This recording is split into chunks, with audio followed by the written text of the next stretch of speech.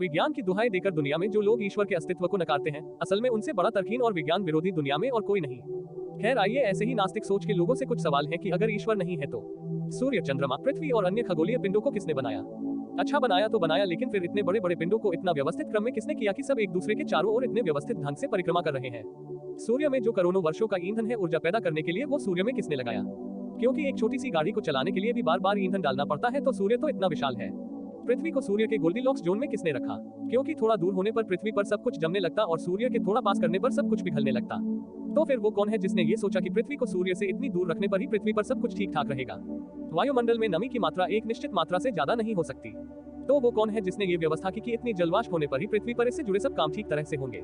वायुमंडल में ऑक्सीजन अर्थात प्राणवायु की मात्रा उसी अनुपात में किसने रखी जितनी वो जीवधारियों के जीवन के लिए आवश्यक है? उससे ज्यादा क्यों नहीं, उससे कम क्यों नहीं? वीर्य की एक बूंद के एक बहुत छोटे से हिस्से से पूरा मानव शरीर कैसे बन जाता है? और इतना ही नहीं बल्कि मानव के शरीर के अंदर के सारे अंग वेल मैनेज मशीन की तरह कार्य करते हैं। सब अंगों को एकदम ठीक व्यवस्था से लगाया गया है। तो वो कौन है जिसने इन सब अंगों को एकदम ठीक व्यवस्था में रखा और बनाया? क्योंकि ये बात तो तुम भी जानते हो कि बिना बनाए तो एक सुई भी नहीं बनती। अगर मनुष्य प्रकृति की व्यवस्था में अनावश्यक हस्तक्षेप न करे तो प्रकृति की हर वस्तु मनुष्य के लिए अपने आप में परिपूर्ण है। लेकिन प्रकृति तो जड़ है जो अपने आप कुछ नहीं कर सकती, और यही विज्ञान का नियम है। तो फिर वो कौन है जिसने प्रकृति को मनुष्यों के उपयोग के हिसाब से सेट किया? ठंडे मौसम में जमीन का पानी गुनगुना निकलता है और गर्मी के मौसम में ठंडा। तो ये बात किसने सोची कि किस मौसम में किस तरह का जल मनुष्यों के लिए उचित रहेगा? एक जैसी मिट्टी में छोटे से बीजों से ही अलग अलग रंग के अलग अलग गुण के फल फूल कैसे पैदा होते हैं? यह गुण या यह व्यवस्था किसने बनाई?